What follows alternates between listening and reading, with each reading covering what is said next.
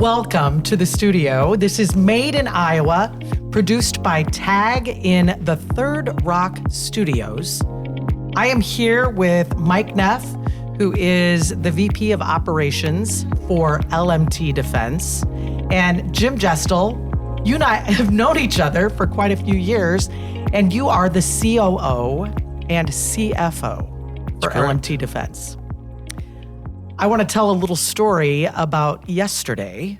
I was driving to an appointment downtown Des Moines, and every exit off of the interstate was closed. And it was closed to honor our military who was killed in Syria, Edgar Brian Torres Tovar. And I thought I was prepping for this interview, and I wept as I was driving, thinking about the loss of life. There was probably 5 miles of cars in that processional. And it really struck me how important the work you do is to protect our soldiers. If there was one thing that you wish more people understood about the defense industry and about its complexity and responsibility, what would it be? Yeah, I think when you talk about the defense industry in general, a lot of things come to mind, like vehicles and aircraft and, missiles and things like that. And but there's a very personal part of being in the military as well, and that's more where we fit in. We provide tools for individual soldiers to protect themselves and to try to come home at the end of their mission. And so it's very important and personal to us what we do and the products that we provide. Jim, it takes a special individual to work for LMT, and you are one of those special people. Thank you for your service. Talk about how your experience in the military has made this work more important for you. Well, for me, it's been a long journey to get back into it. Straight out of school, I went in the Army for a few years, and after that, I did a career in the, more professional side of the house with accounting profession and so forth. But for me, it was always something I kind of wanted to get back to. I really enjoyed the environment and working with soldiers, and so it's been a lot of fun for me since I've been with the company. I would be remiss if I didn't talk a little bit about Carl Lewis and the impact he's had on this company and your lives. And I would imagine he's part of the reason that you're with LMT today. Oh, absolutely. Carl's a really good guy. One of the smartest guys I've ever met. Carl and I go way back. He was actually one of my clients when I was at the public accounting firm I was with. And so for many years, I was just on the outside, trying to give him advice on how to run his business. And I think finally he called my bluff and said, well, you should just join me. And so that's what I did about 11 years ago. And how about you? How'd you end up at LMT? Well, the company I was with was also a client of Jim's, and Carl was looking for some support on the engineering side. Jim reached out to one of my partners at the previous company, and he hooked me up, and we went to lunch, and it sounded like a great opportunity. And when I came and interviewed and then got to see the product and worked with Carl a little bit more, I realized that Carl has this very technical brain. Like he is got a very engineering style brain. And so him and I get to nerd out a lot and talk about, just really obscure things, which makes it super enjoyable, but it's also really important to how we develop products and how we kind of advance our capabilities and technology. So I love working with Carl, and all three of us get along really well. So it's a good match. However it worked out, it turned out great. Well, you've both been there around 11 years, so it must have worked out okay. Yes, absolutely. Let's get into, from an engineering perspective, the precision required to produce the products that you do. There is very little room for error.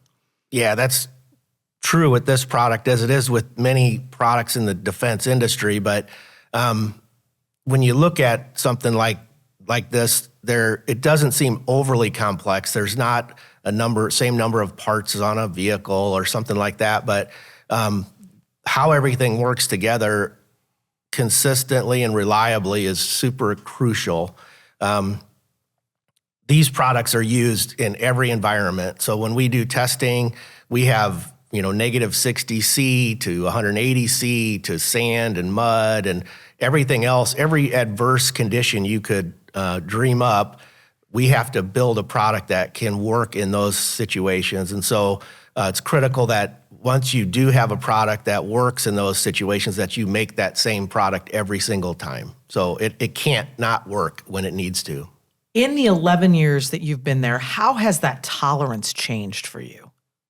The tolerances of the products haven't changed a lot, but the requirements have. So that's evolved over time. So when you've got conflicts in different parts of the world, the environmentals are different, and we start getting involved more with maybe an island nation or a nation in the desert or a nation that's in a Nordic country. Each one of those has different requirements. And so we have to develop the products to be able to function reliably in all of those. And the industry itself evolves, so it becomes more and more, there's more and more constraints, and they expect more. They expect all of the suppliers to develop more capable solutions year after year. Yeah, I'd like to just address that quick. Just in the 11 years that I've been here with LMT, the requirements being imposed by our customers, they always expect an advancement over what they had before they buy a new rifle. And so when I got on board, it was, everybody expected a 10,000 round endurance test. You had to be able to survive 10,000 rounds, still maintain a certain level of accuracy, limited number of failures to feed or something like that. And now the requirements that we're seeing come out of our customer base is 30,000 rounds. So it went from 10 to 18 to 25, Jeez. and now they want to see 30,000 rounds. And so it's What is really the reason dramatic. for that? Are they keeping them longer, or are they shooting more? I think it really comes down to, every country is going to be different, of course. Some value the accuracy more so than endurance or something like that. But a lot of times it's budget driven, and they want these guns to last 15, 20 years. A lot of our contracts that we are signing, they have a 20-year expected life cycle. Wow. So, yeah, there'll be repair parts and things like that, but they expect the system as a whole to last at least 20 years. Your consumers are countries. There are countries that buy your products. What countries are you in currently? We're in close to 40 countries in total. Holy cow. But some of our more major contracts that are public knowledge would be the United Kingdom, the Ministry of Defense there, the Estonia military, the Estonia police, Switzerland, for example. It's a fairly recent contract.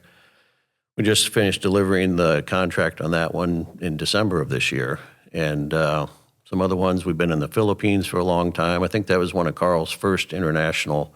That was before I even came on board. But Philippine Marines carry our product. New Zealand. Yeah, New Zealand. Yep, Wow. can't forget them.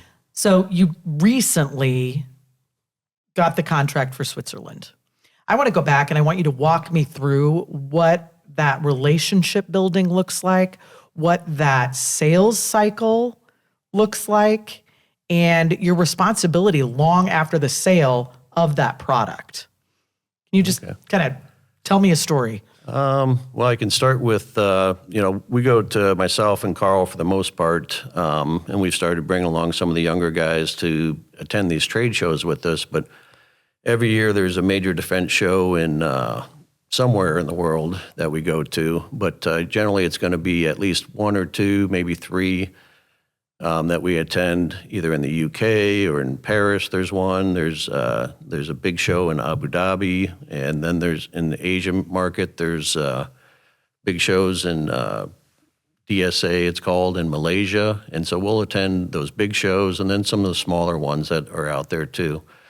But generally it's there to show our product and, talk to existing customers and then, have new ones hopefully show up.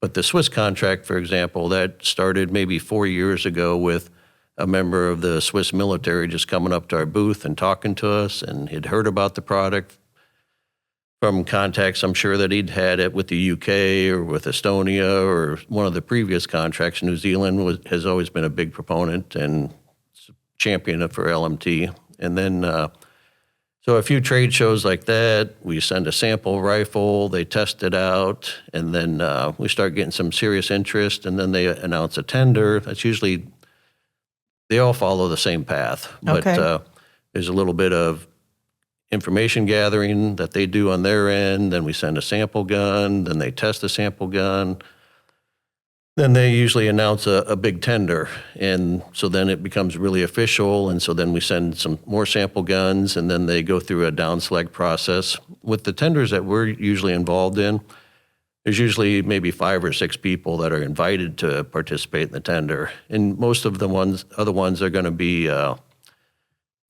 Colt or H&K out of Germany or FN out of Belgium. What's the advantage of buying LMT over your competition?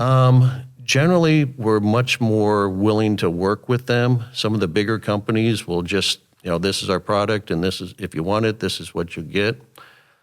Whereas with LMT, Carl has always set the tone that the customer comes first. And Awesome. So if they want a little bit shorter barrel, we'll make a shorter barrel for them. If they want something with a cyclic rate of X, we'll get to that cyclic rate. It's really, most of our guns are custom guns. And once you get the client, do you keep them? Typically we do. I can't think of any countries that we've supplied their military with guns that have switched to another product. And so, usually they're long-term customers. They're usually, 20-year contracts that we have to support the product for. And so we'll get a contract, they'll buy the guns, and then we'll keep working with them every year. We'll meet with them once or twice a year at least.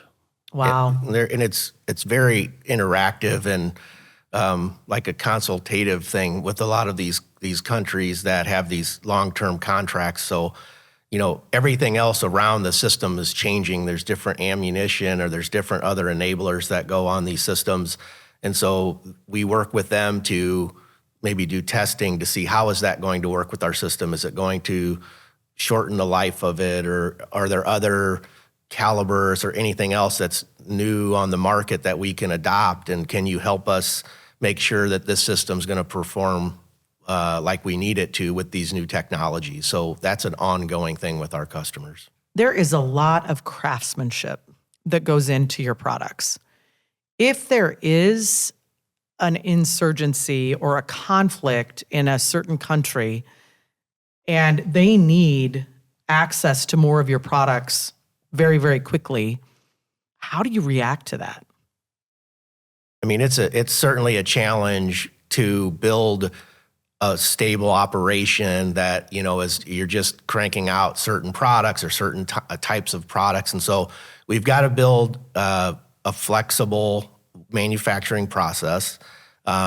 It's hard to scale labor very quickly. And so we try to make processes that allow us to kind of turn the dial up a little bit on it if we need to, when we need it. But we also have times where we have surges in our business where salespeople and engineers will go back to engineering or go back to assembly and help assemble weapons or do quality checks or help package things up for shipments and things like that. Even on this Swiss contract, we have kind of an all hands on deck week maybe where we're doing things like that. So it's there's no magic to it. It's just sometimes it's brute force. And we talked off air about the skill sets required in the work that you do. What is most critical? I can speak more to like the sales side of the house or the so forth, but on that side of the house, it's somebody that knows the product well, but is also flexible because there's going to be times where we have to surge down to assembly, and myself and everybody else will be putting stuff in boxes or cleaning rifles or doing whatever we need to do to get the contract fulfilled.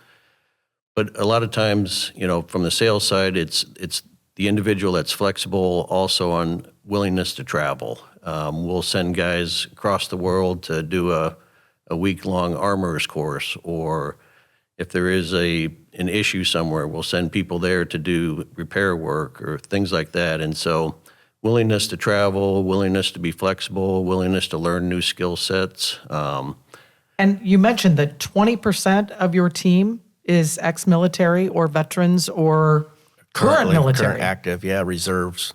Wow. How do you recruit them?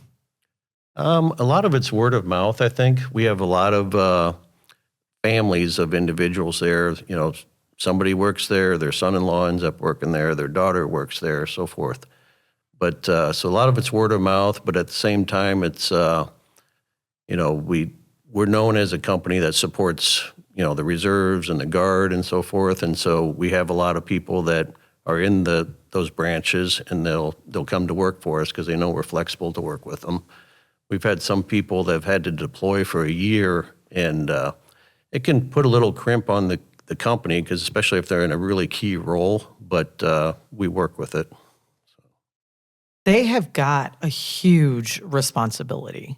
And I would imagine you often, maybe not as often, but you recruit folks that do not understand the deep responsibility that they have.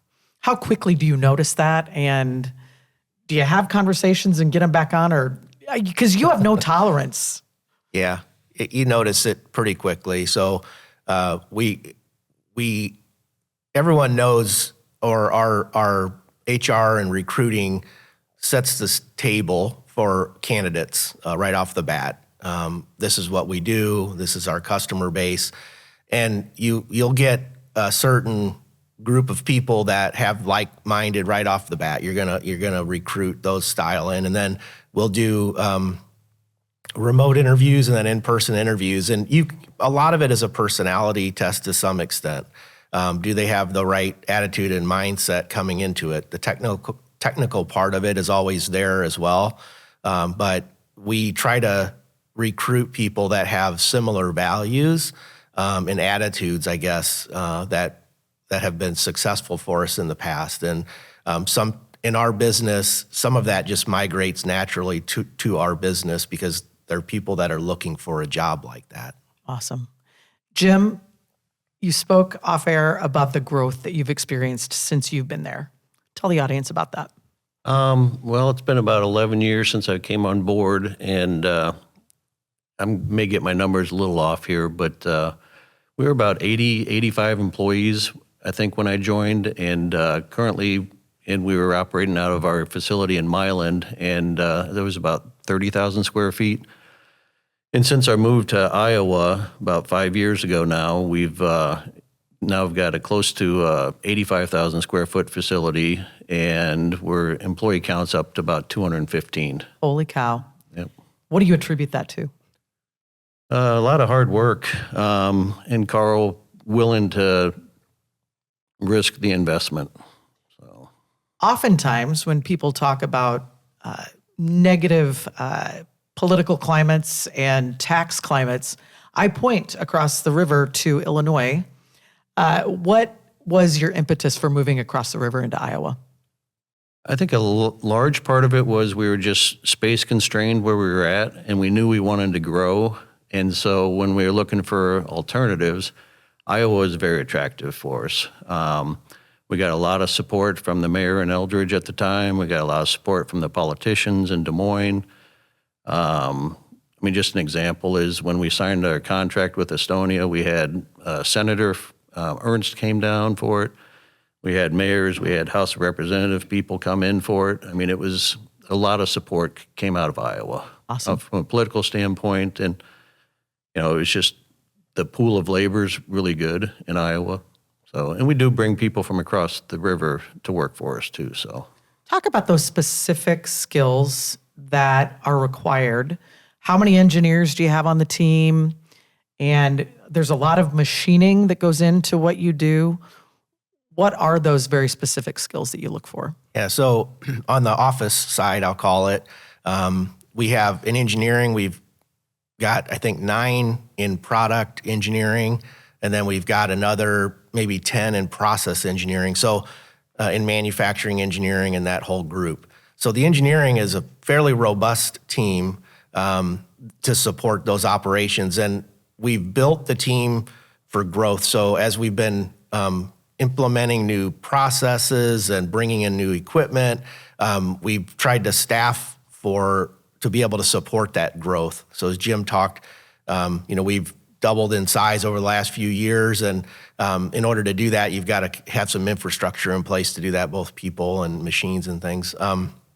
So those are, mostly like mechanical engineers or process engineers, manufacturing engineers, industrial type engineering. On the operations side, production side, it's a lot of CNC machinists. So we have lathes and mills and laser welders and other manual machines and things like that. And so we have multiple levels of capability in the CNC operations side. So we're developing those skill sets internally, where we have apprenticeships programs and things like that. And then we try to recruit in and hire in the talent that has those capabilities, like the higher end CNC capabilities. And then assembly, and the rest of the back end of the house, basically, it's a variety of skill sets back there.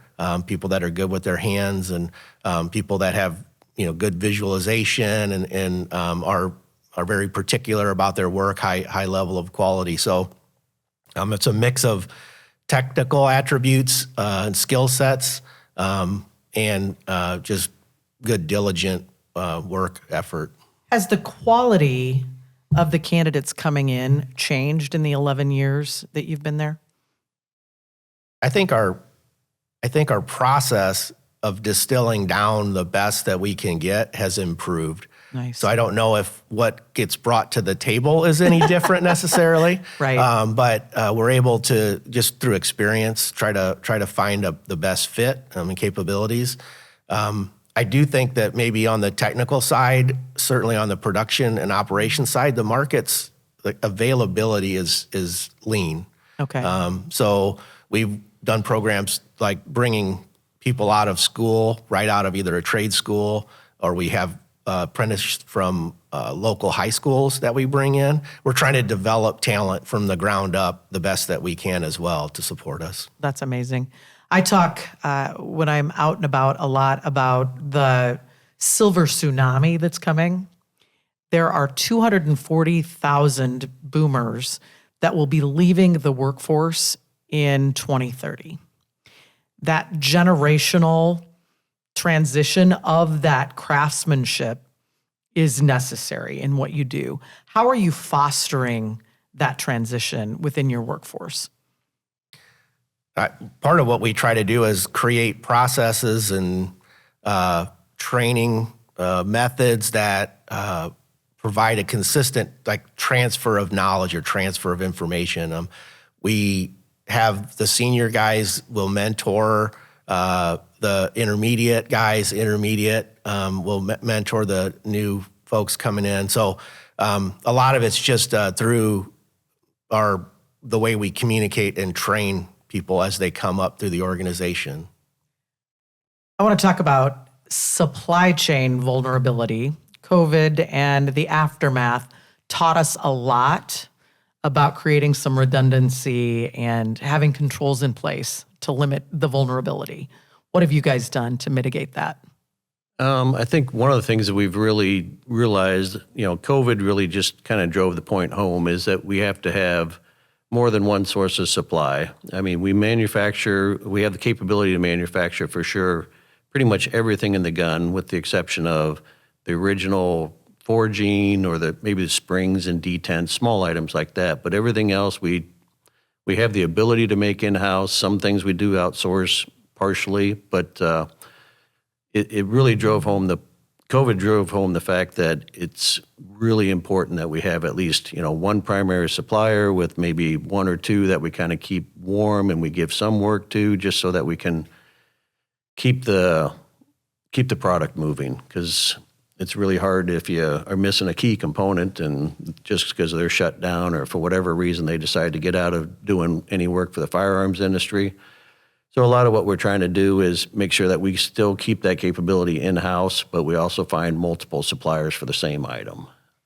It's no surprise that there is a lot of regulation in what you do, and care, custody, and control of your product throughout that manufacturing process is critical. Talk about what that looks like and how difficult it is to send your products out for finishing. Yeah. So when we manufacture a component, a receiver, technically, once it gets to a certain amount of completeness, it gets serialized. And once that serial number is on it, that's tracked for the rest of its life, no matter where it is. So in the facility, moving from point A to point B in and out of inventory, it's tracked. And then if there's military systems, when they go out to get finishing, say anodize, or we go out and get painted or something like that, we have to keep custody of it. So we have to travel to wherever that operation is happening. So we're vertically integrating some of those processes, and we're doing that. We're building an addition on the facility now, and we're going to be able to do some plating operations, and then ultimately we'll do anodizing as well. So we don't have to. The scheduling is a problem. The labor, the labor, the constraints on how many people you could have available to do that kind of work, because they have to have certain licensing as well. So we're bringing that in-house so that we can reduce our dependency on the market for those types of services. So you gave an example. If you take your product somewhere to have something done, your staff has to literally be sitting there waiting for that product to be finished. That's correct. And if they're sitting in the lobby and wait, and then if that doesn't get done, if that batch is big enough that it takes 2 days, camp in the parking lot? They'll go lock it up in a room that they have the key to, and then they'll go sleep at a hotel, and then they'll come back and unlock it the next morning. So my gosh. It's cumbersome. Are there elements of what you do that you wish you could do internally that you aren't doing right now? Yeah, those operations, chrome plating, anodizing, phosphating, those are ones that are pretty ubiquitous across our product line, since we make aluminum parts, and gun barrels have to be chromed and other parts have to be chromed. So those are things that we are in the process of bringing in-house right now to take that dependency off. You have a lot of people that are passionate about recreational shooting. How much do you communicate with your consumers to innovate your products? What's interesting is a lot of the innovation that we come out with that improves the product year over year over year, a lot of that's actually driven by the commercial customer. So I would say that every year it depends on if we have a contract that year that's going out or something, but our focus is generally on the defense side, but we also maybe 20% of our product goes out to high-end gun dealers, and so we have some commercial practice out there. And a lot of the feedback that we get is from avid shooters in the commercial civilian side of the house. And so we'll take some of that feedback and we'll incorporate some of that into the next year's product. That's got to be exciting for your team when they see the end result of that innovation. Yeah, for sure. Let's talk about your new facility. When did you move in? I think it'll be 6 years this April. And was it new construction? Yes, brand new. How did that process work? And how well does your facility complement the work that you're doing compared to the old facility? Well, it's a huge difference. Number one, just square footage. We were pretty tight in the facility in Milan. As I mentioned, it was pretty small compared to what we're in now. But back then we had to, so every gun gets test fired for accuracy and for function before it leaves. And so the only way we could do it in the old facility is we'd put all the guns in a box truck and drive it to a private range and would shoot at that, and then would have to drive back. And so it didn't matter what the weather was like. It was very cumbersome. But in the new facility, for example, just one example of how much more efficient we can be is we have our own shooting tubes. And so we have 200-meter tubes that end in a trap house. And so every gun gets to either put in there and shot for accuracy, or we have snail traps that we shoot for function. For the full auto guns, we'll put almost a full magazine through each gun before it gets shipped out to a military customer. So we make sure that and every gun can be traced now. We have an accuracy system, so we know what that gun was able to shoot before it left our building. Wow. Those tubes, were they created by you, or do people manufacture the tubes? We designed it with an engineering company. Okay. But there's similar systems and setups, but there's folks that sell the traps at the end, the rubber traps and the targeting system and all of that. We integrated all that together. How exciting. Talk about the future of LMT and the industry. What excites you the most? What's on the horizon for you? Well, we're currently talking to several other significant customers out there. I think what's driving a lot of that, unfortunately, is the wars going on around the world. Right. And so we're getting a lot of interest out of Europe, for example, where for so many years they relied on the U.S. military to protect them. And now they're finally getting around to, putting the budgets. Self-sufficiency. Yes, exactly. And so we're getting a lot of interest out of Europe and other places in the world where people want to modernize their militaries. Awesome. That gives me a lot of confidence for the future. Yep. What gives you the most anxiety about the future? I think in our business, there's no long-term deals. Like we'll get contracts that maybe will cover a couple of years, but in the industry in general, it can be volatile at times. Our part of our segment of the industry is a little less because we're in such a kind of a high-end segment of that. But there's always concerns of regulatory constraints. If the State Department decided to stop giving licenses to ship stuff overseas, then you're not going to ship stuff overseas. So I think that's not a new thing. That's always been what gives us anxiety, I guess, is Right. just not knowing 5 years down the road what the political situation is or what the global defense situation is. So it's not super fickle, but there's always something out there that, you just don't know how that's going to go. Right. As an accountant, is there anything volatile in the future that makes you nervous? Not necessarily from an accounting standpoint, but certainly from a finance standpoint, that is always something that's a little bit of a concern. We've struggled in the past to find, big banks that are willing to work with the gun industry. We've had a situation where we won a tender, for example, in Jordan, and we had a bid bond issued to us by one of the big banks, but halfway through it, they decided they weren't going to be in the gun industry anymore. So by the time we won the contract and we needed a performance bond, they said, nope, we're out. And so leaves us scrambling. And so we've really struggled on that side of the house. Currently, we did end up finding a smaller bank that was willing to work with us. And so, it just takes a lot of working with people. Well, and these contracts aren't small. No. It's especially, in their world, it may be a small contract, and so they're willing to pass up on doing business with us. But for our world, it's when you've got a company our size, any contract is a good contract. Absolutely. So. All right. I want to ask, is there anything that you wanted to cover that I haven't asked you? Let's ask that first.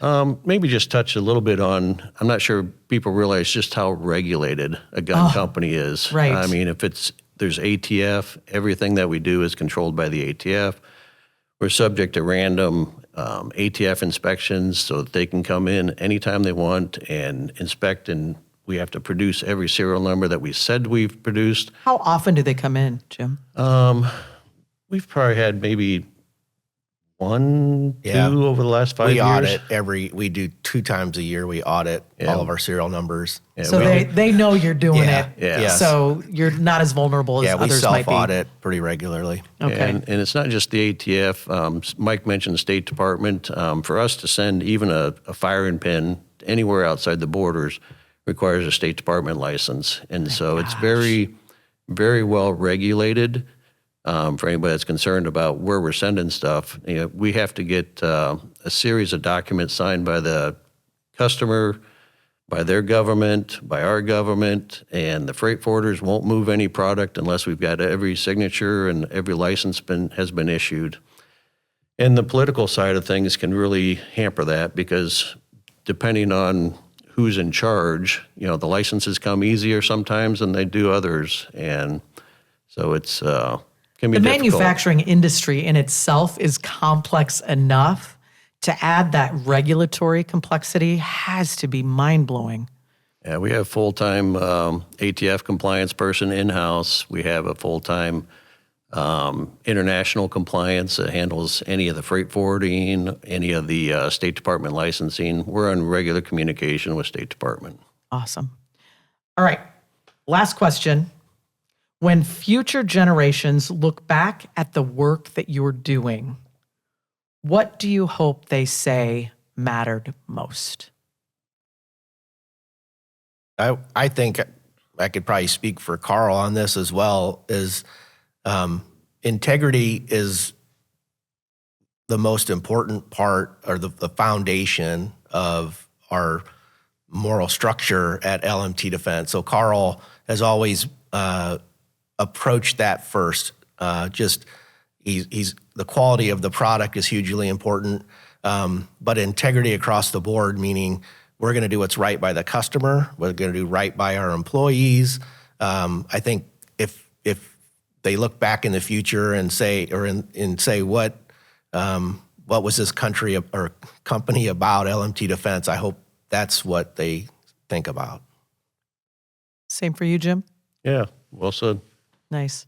Well, I want to thank you for the work that you do to protect our soldiers. And like you said, I think the thing that's sticking with me the most is the personal nature of what you do. It's not, some big military base and something that doesn't personally impact these soldiers. You guys are personally protecting them. So I appreciate you for doing that. I want to say thank you to the team at TAG and the beautiful use of this Third Rock studio. And thanks to Landjet for the bougie ride over here.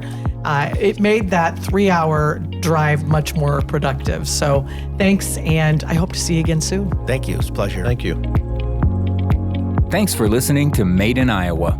Subscribe, like, and share wherever you listen. Catch episodes weekly on the BPC streaming network.